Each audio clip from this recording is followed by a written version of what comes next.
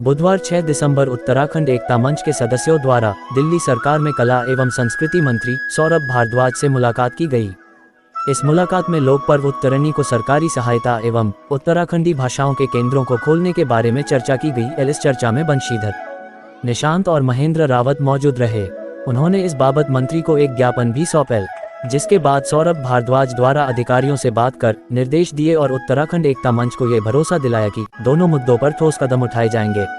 आपको बता दें कि संगठन के प्रयासों के बाद ही दिल्ली सरकार द्वारा गढ़वाली, कुमाऊनी और जौनसारी अकादमी बनाई गई और उत्तरणी के लिए 2017 से फंड देना शुरू किया था, जो फिलहाल रोक दिया गया था या कुछ ही संस्थाओं को दिया जा रहा है। नमस्कार साथियों, आज आपको एक बात से अवगत कराना चाहता हूं कि आज उत्तराखंड एकता मंच के कुछ सदस्यों ने दिल्ली सरकार में कला एवं संस्कृति मंत्री माननीय श्री सौरभ भारद्वाज जी से मुलाकात की और उस मुलाकात का विषय था कि दिल्ली में रह रहे प्रवासी उत्तराखंडियों के जो त्योहार मनाए जाते हैं, उत्तरायणी का जो त्योहार मनाया जाता है, इसके लिए उत्तराखंड एकता मंच ने और आप सभी प्रवासी उत्तराखंडियों ने 20 नवंबर 2016 को दिल्ली के रामलीला मैदान में एक आंदोलन किया था, एक रैली की थी।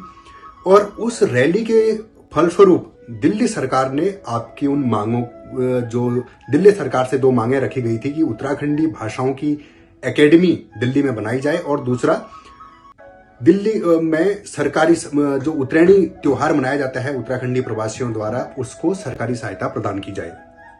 उस मांग को दिल्ली सरकार ने मान लिया था।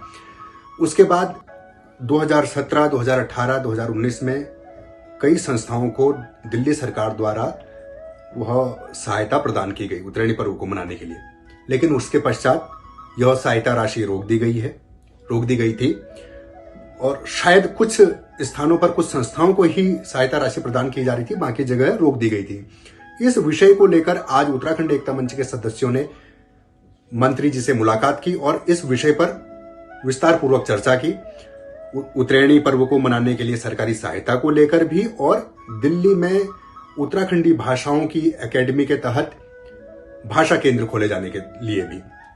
तो मंत्री जी ने उस चर्चा के दौरान ही अपने अधिकारियों को दिशा निर्देश दिए हैं और आश्वासन दिया है कि इस बार जनवरी 2024 में जो उत्तरायणी दिल्ली एनसीआर में मनाई जाएगी, उसके लिए लगभग 200 से 250 संस्थाओं को पूर्ण रूप से सहायता प्रदान की जाएगी। बस इसी बात को लेकर मैं आप सभी को अवगत कराना चाहता था।